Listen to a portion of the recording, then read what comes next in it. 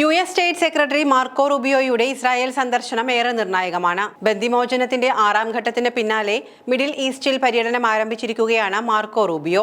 വാഷിംഗ്ടണിന്റെ ഉന്നത നയതന്ത്രജ്ഞനെന്ന നിലയിൽ പ്രദേശത്തേക്കുള്ള തന്റെ ആദ്യ സന്ദർശനത്തിൽ റൂബിയോയുടെ നടപടികൾ എന്തൊക്കെയായിരിക്കുമെന്ന് ഉറ്റുനോക്കുകയാണ് അന്താരാഷ്ട്ര സമൂഹം. 3 ഇസ്രായേലി തടവുകാർക്ക് പകരമായി ഇസ്രായേൽ 369 പലസ്തീൻ തടവുകാരെ വിട്ടയച്ചതിന് മണിക്കൂറുകൾക്ക് ശേഷമാണ് ടെൽ അവീവിനടുത്തുള്ള ബെൻ ഗുരിയോൺ വിമാനത്താവളത്തിൽ റൂബിയോ വന്നിറങ്ങിയത്. യുദ്ധത്തിന് കൂടുതൽ ശാശ്വത അന്ത്യം കുറിക്കുക എന്ന ലക്ഷ്യത്തോടെയുള്ള 2ാം ഘട്ട വെടിനിർത്തൽ ചർച്ചകൾ അടുത്ത ആഴ്ച ദോഹയിൽ ആരംഭിക്കാനിരിക്കെ റൂബിയോയുടെ വരവ് അത്ര ശുഭകരമായ വാർത്തകൾക്കുള്ളതല്ല എന്നാണ് വിദഗ്ധരടക്കം നിരീക്ഷിക്കുന്നത്. എന്നാൽ ഹമാസിനെ തുടച്ചുമാറ്റി അമേരിക്കയുടെ സഹായത്തോടെ അവരെ അധികാരം സ്ഥാപിക്കാമെന്ന വ്യാമോഹം വേണ്ടെന്ന് ഇറാൻ പല ഘട്ടമായി ഇസ്രായേലിന് മുന്നറിയിപ്പ് നൽകിയിട്ടുണ്ട്. അതിനിടെ ഇസ്രായേൽ എന്ത് തന്നെ തീരുമാനിച്ചാലും അമേരിക്ക അതിനെ പിന്തുണയ്ക്കുമെന്ന് ട്രംപ് ട്രൂത്ത് സോഷ്യൽ എന്ന മാധ്യമത്തിൽ എഴുതിയിരുന്നു. ഇതിന് തുടക്കമെന്നോണം അമേരിക്കയിൽ നിന്ന് ഇസ്രായേലിന് ആയുധങ്ങൾ എത്തിച്ചു കൊടുക്കുന്നുമുണ്ട് ട്രംപ്. ജോ ബൈഡൻ ഭരണകൂടം യുദ്ധോപകരണ കയറ്റുമതിയിൽ ഏർപ്പെടുത്തിയ നിരോധനം ട്രംപ് നീക്കിയിരുന്നു. അമേരിക്കയിൽ നിന്ന് ഇസ്രായേലിന് എത്തിച്ചു കൊടുത്തത് ഭാരമേറിയ MK-84 ബോംബുകളാണ്.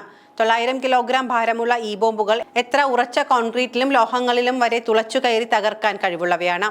എത്ര ഉയരത്തിൽ നിന്നാണോ ഇത് വീഴുന്നത്, ഇതിനനുസരിച്ചായിരിക്കും സ്ഫോടനത്തിന്റെ വ്യാപ്തി.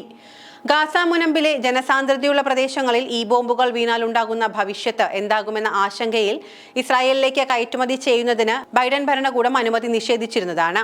അധികാരത്തിലേറിയതിന് പിന്നാലെ ട്രംപ് ഈ നിരോധനം എടുത്തുകളയുകയും ചെയ്തു. 15 മാസത്തിലേറെ നീണ്ടുനിന്ന ആക്രമണത്തിൽ ഇസ്രായേൽ ബോംബിട്ട് തകർത്ത തീരദേശ പ്രദേശത്തെ മിഡിൽ ഈസ്റ്റിന്റെ ഭാഗമാക്കി മാറ്റാനുള്ള ട്രംപിന്റെ പദ്ധതി അതേപടി നടപ്പിലാക്കാനുള്ള നീക്കങ്ങളുമായാണ് റൂബിയോ ജെറുസലേമിലേക്ക് എത്തിയത്.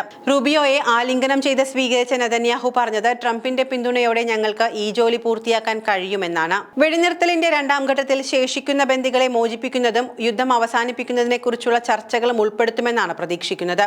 ഇതിനിടയിലാണ് ട്രംപിന്റെ ഗാസ പദ്ധതിയുടെ പിരിമുറുക്കം റൂബിയോയുടെ സന്ദർശനത്തോടെ വർദ്ധിച്ചിരിക്കുന്നത്. ഗാസയിലെ പലസ്തീനികളെ കുടിയിറക്കിയില്ലെങ്കിൽ അയൽരാജ്യങ്ങളായ ഈജിപ്തും ജോർദാനും പ്രത്യാഘാതങ്ങൾ നേരിടേണ്ടി വരുമെന്ന് ട്രംപ് മുന്നറിയിപ്പ് നൽകിയിട്ടുണ്ട്.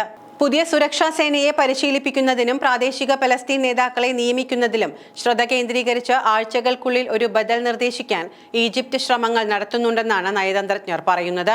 അറബ് സർക്കാരുകളിൽ നിന്നുള്ള ബദൽ നിർദ്ദേശങ്ങൾ സ്വാഗതം ചെയ്യുന്നുവെന്ന് പറയുമ്പോഴും നടപ്പിലാക്കാൻ പോകുന്നത് ട്രംപിന്റെ ഒരേയൊരു പദ്ധതി മാത്രമായിരിക്കുമെന്ന വാദം വാഷിംഗ്ടണും ആവർത്തിക്കുന്നുണ്ട്.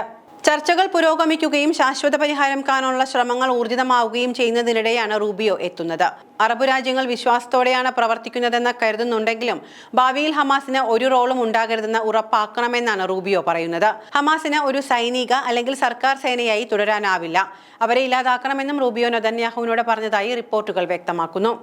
ഇസ്രായേൽ സന്ദർശനത്തിന് ശേഷം റൂബിയോ സൗദി അറേബ്യയും UAEയും സന്ദർശിക്കും. ട്രംപിന്റെ പ്രാദേശിക തന്ത്രത്തിലെ പ്രധാന പങ്കാളികളായ റിയാദിൽ തിങ്കളാഴ്ച നിർണായക ചർച്ചകൾ നടക്കുമെന്നും സൂചനകളുണ്ട്. ഇറാനെക്കുറിച്ചുള്ള US നയങ്ങളും ഗാസ യുദ്ധവുമായിരിക്കും ഈ ചർച്ചകളിലും പ്രധാനം.